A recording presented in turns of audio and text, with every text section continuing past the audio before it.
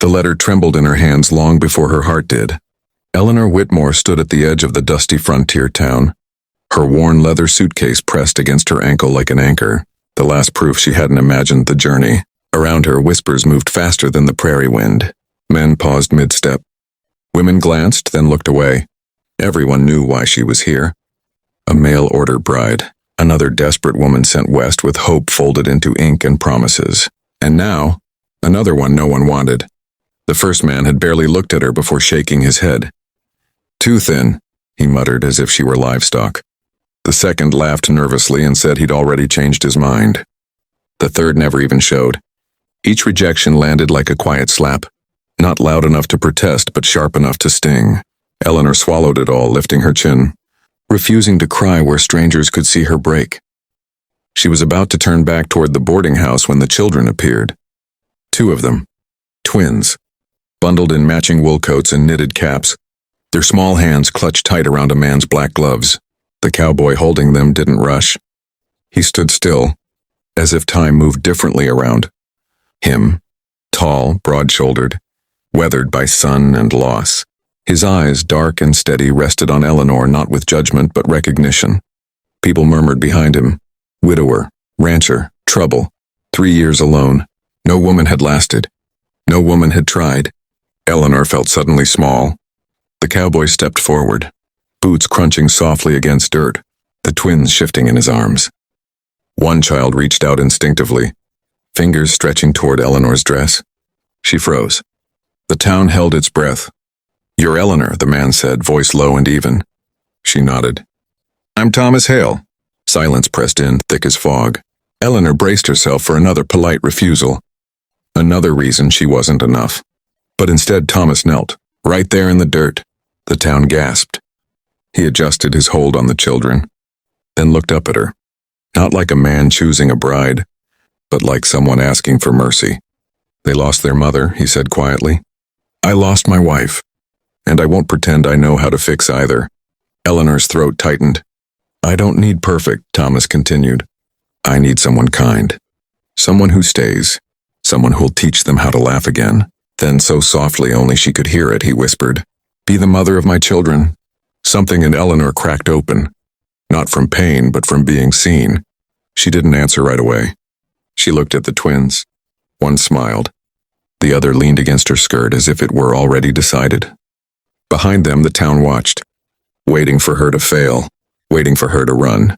Eleanor picked up her suitcase and followed him home. Life on Thomas Hale's ranch was not gentle. The mornings came early. The winters came hard.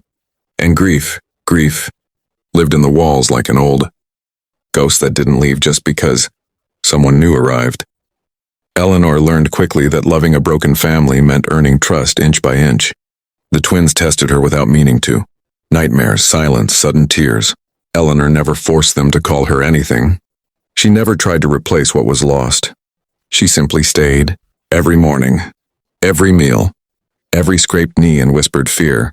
Thomas watched from a distance at first.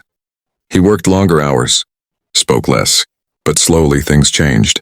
Laughter returned, hesitant then real. The house warmed. The children began to run to Eleanor instead of past her. One night, a storm tore across the plains. Thunder shook the windows. The twins cried out. Eleanor gathered them close, rocking them by firelight. Thomas stood in the doorway, rain dripping from his coat, and saw something he hadn't seen in years. Peace. Later, when the children slept, Thomas spoke. "I didn't bring you here to save us," he said. "But you did." Eleanor shook her head. "You saved me first." Spring came. So did whispers. The town that once rejected her now watched in disbelief as the ranch thrived, not just in cattle and crops, but in life. Eleanor stood taller. Thomas smiled easier. The twins grew louder, braver, happier. And one evening, under a sky painted gold, Thomas reached for her hand, not in desperation this time, but certainty. "I asked you once," he said, "to be the mother of my children." Eleanor met his eyes, steady and sure. "And now?" she asked. "Now," he said softly, "I'm asking you to be my wife." She said yes. Because love didn't arrive for Eleanor in grand promises or perfect timing. It arrived in a quiet whisper, in children who needed her, in a man who knelt, not to claim her, But to choose her, the wedding was small, the way most meaningful things are when they're meant to last. No grand church bells, no silk gowns shipped from the east. Just a clear prairie morning, a borrowed white dress that Eleanor had stitched herself late into the night, and a circle of people who had once doubted her, but now stood quietly, humbled by what they'd witnessed over time. The twins clutched flowers too big for their hands, their laughter carrying farther than any music could. When Eleanor walked toward Thomas, the ground beneath her felt steady, like it finally knew her name. But love, Eleanor soon learned, does not end with vows. It begins there. Marriage did not erase hardship. The ranch still demanded blood and sweat. Winter returned with its sharp teeth. And the town, though softened, did not forget easily. Some women smiled politely but whispered behind her back. Some men still spoke of mail-order brides as if they were goods bought and sold. Eleanor heard it all. She always did.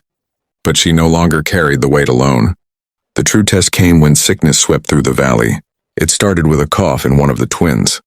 Then fever. Then another child from a neighboring ranch fell ill. Panic spread faster than the illness itself. Doctors were days away. Roads were buried under snow. Thomas rode out anyway, determined to find help, leaving Eleanor behind with trembling children and a house full of fear. That night, Eleanor sat by the fire with cool cloths and whispered prayers. She remembered her own childhood, how no one had stayed when things grew hard, how rejection had followed her like a shadow, and she realized something powerful in the quiet of that moment. She was no longer the woman who had arrived with a suitcase and a letter. She was the woman who stayed. When dawn broke, the fever finally eased. The twins slept peacefully for the first time in days. Eleanor collapsed into a chair, exhausted, hands shaking, heart full. When Thomas returned, frozen, desperate, expecting the worst, he found his children alive, smiling weakly, and Eleanor standing between them and the world like a wall built of love. He said nothing at first. He simply held her. Word spread. The same town that once rejected her now knocked on her door asking for advice, for remedies, for comfort. Eleanor gave it freely, not to prove anything, but because kindness, once rooted, grows without permission. Years passed. The twins grew tall, strong, curious. They called her Ma without thinking, without ceremony, as if she had always been. Thomas watched her in the fields, in the kitchen, in moments of quiet strength, and knew something most men never understand, that choosing love again after loss is the bravest act of all. On one warm evening, long after the stars had risen, Eleanor stood on the porch holding a letter. Thomas recognized the handwriting immediately. Another mail-order bride. Another woman standing where Eleanor once stood. "What will you do?" Thomas asked gently. Eleanor folded the letter with care. "I'll write back," she said, "and I'll tell her the truth." "And what's that?" "That rejection doesn't mean the end," Eleanor replied. "Sometimes it's the doorway to the life you were meant to build." She never forgot the moment she'd been turned away, never forgot the whisper that changed everything. But she no longer defined herself by rejection. She defined herself by choice, by choosing to stay, by choosing to love, by choosing to become a mother before she was ever asked to be a bride. And somewhere another woman would read Eleanor's words and take one more step forward instead of turning back. Because sometimes the most powerful love stories begin when the world says no, and one voice finally says, "You belong here."